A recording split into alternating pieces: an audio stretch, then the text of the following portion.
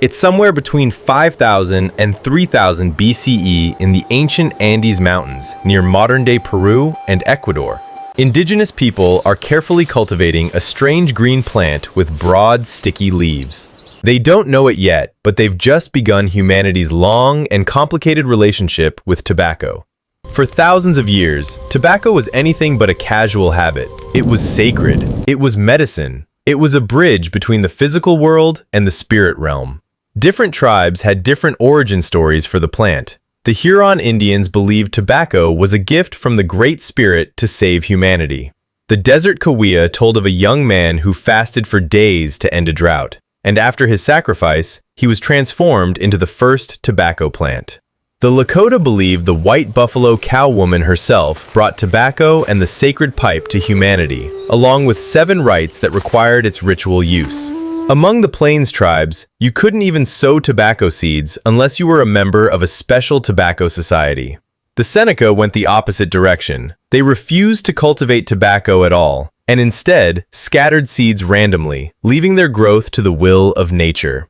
Tobacco was everywhere and used for everything. Shamans used it to communicate with spirits. Warriors had smoke blown over them before battle to give them courage. Women had smoke blown over them before sex to ensure fertility. It was chewed to whiten teeth and alleviate hunger. It was applied to wounds and bites as an antiseptic. It was even used as an insecticide. And let's talk about what they were actually smoking. The ancient Native Americans used Nicotiana rustica, a variety of tobacco that contained anywhere from 3.9 to 8.6% nicotine, compared to modern tobacco's 0.05 to 4.0%. This wasn't a casual buzz. This was a hallucinogenic, transcendental experience that could put you into a completely altered state of consciousness. Pipes containing nicotine residue have been found dating back to as early as 300 BCE, from the Andean mountains to the eastern woodlands of North America. By the time Columbus stumbled into the New World in 1492, tobacco had been a cornerstone of American life for literally thousands of years. Then everything changed. On October 11th, 1492, Columbus and his crew made landfall in the Bahamas. They were greeted by Arawak natives who offered them dried tobacco leaves as a gift, and promptly smoked in front of them. The Europeans were baffled at first, but soon, curiosity got the better of them. 2 of Columbus's crew members tried the local custom and became the first Europeans ever to smoke tobacco. One of them, a man named Rodrigo de Jerez, took his newfound habit back to Spain. When he exhaled smoke in his hometown, onlookers were so terrified that they assumed he was possessed by demons. The Inquisition arrested him and threw him in prison for years. That's right, the first European smoker was imprisoned for witchcraft. But despite the initial shock, tobacco spread like wildfire. By the end of the 16th century, it had reached every corner of the Old World. It hit the Middle East through Turkish traders in the early 1500s. In 1560, a French diplomat named Jean Nicot,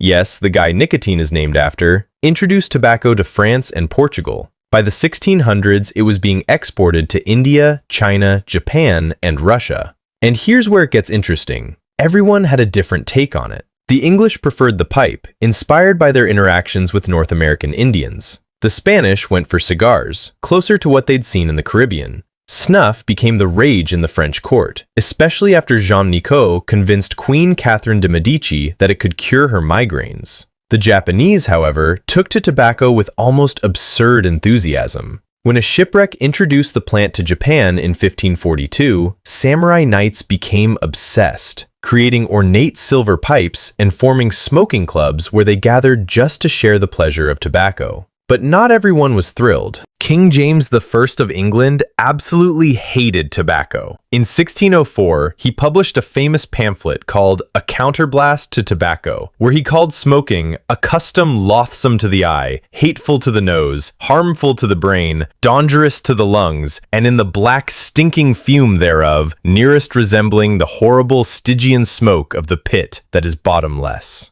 Pretty strong words, Your Majesty. But James was a lightweight compared to some rulers. Sultan Murad IV of the Ottoman Empire had smokers dragged from their homes and strangled in the streets. In Russia, if you were caught pipe smoking, they'd jam the stem of your pipe straight through the cartilage of your nose. The Pope issued proclamations against it. The Calvinists declared it was barred by the Ten Commandments. It didn't matter. People kept smoking. Why? Because tobacco had a few things going for it that no amount of royal outrage could overcome. First, it was incredibly profitable. The English in particular saw the economic potential. In 1612, a settler named John Rolfe, yes, the guy who married Pocahontas, grew the first commercial tobacco crop in Jamestown, Virginia. Within a year, the first shipment of tobacco was on its way to England. The colony that had been struggling to survive suddenly had a cash crop that would make it rich. Second, tobacco was still widely believed to be a miracle cure. European physicians read the reports from the New World and were fascinated. The Spanish doctor Nicolas Monardes published an entire book praising tobacco's medical properties, claiming it could cure headaches, stomach pains, breast ailments, and basically anything caused by cold causes. Some doctors even believed tobacco could prevent the bubonic plague. Imagine that, smoking to avoid the Black Death. It sounds insane now, but back then it made perfect sense. And that belief helped keep the habit alive. By 1600, smoking was ranked among the essential activities of fashionable men, right up there with dancing, riding, hunting, and card playing. The war against tobacco had been lost before it even really began.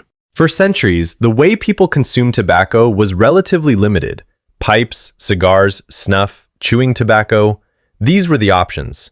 But the 19th century was about to change everything. The first cigarettes as we know them were actually the invention of poor people. In 16th century Spain, beggars in Seville would pick up discarded cigar butts, shred the remaining tobacco, and roll it in scraps of paper. They called them papeletes, or cigarrillos, little cigars. It was a poor man's smoke, not something respectable. But then the cigarette got a major upgrade. French and British soldiers fighting in the Napoleonic Wars encountered cigarettes in Spain and brought the habit back home. The French even gave them their modern name, cigarette. And when British and French troops fought in the Crimean War in the 1850s, they picked up Turkish-style cigarettes, which were much milder and easier to inhale. By the 1860s, the first commercial cigarettes were being produced in North Carolina and sold to soldiers fighting in the American Civil War. Cigarettes were becoming mainstream. But the real game changer came in 1881. A man named James Bonsack patented the first cigarette-making machine. The device could produce 120,000 cigarettes a day, about the same as 40 expert hand rollers working at full speed. Suddenly, cigarettes were cheap,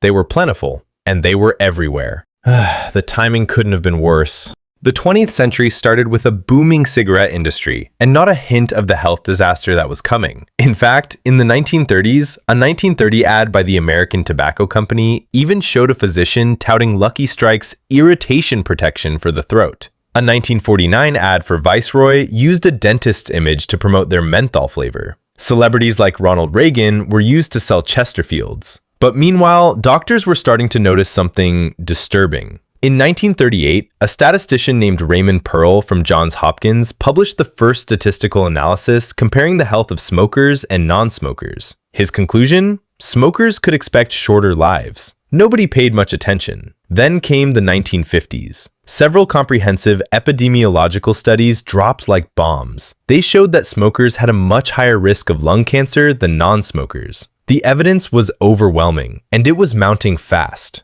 But here's where the story gets truly dark. The tobacco industry knew. They knew cigarettes were addictive. They knew they caused cancer. They knew they killed people. And they did everything they could to hide it. In 1954, the industry formed the Tobacco Industry Research Committee, a PR move designed to cast doubt on the science. They insisted that the link between smoking and cancer was just statistical coincidence. They funded their own studies designed to confuse the public. They launched filtered cigarettes as a safer alternative, knowing full well they weren't. In 1964, the first U.S. Surgeon General's report dropped, concluding definitively that smoking causes cancer and other serious diseases. It was a major turning point, but by then, the damage was done. A generation had already been hooked.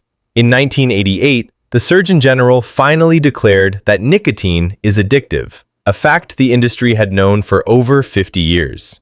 In 1994, when executives from the 7 largest tobacco companies testified before Congress, they swore under oath that nicotine was not addictive. They denied manipulating nicotine levels in cigarettes. They were lying through their teeth. By the late 1990s, 46 states had sued the tobacco industry and won a $206 billion settlement to cover the healthcare costs of treating sick smokers. But no amount of money could bring back the people who had died. Tobacco is now the world's most serious public health threat, killing more than 6 million people every year. Another 600,000 die from passive smoking. What started as a sacred gift from the gods, used in rituals to connect with the spirit world, became one of the most profitable and deadly industries in history. The irony? We knew it was dangerous for decades before anyone did anything about it. And even now, with all the warnings, with all the bans, with all the scientific evidence, around 1 billion people still smoke.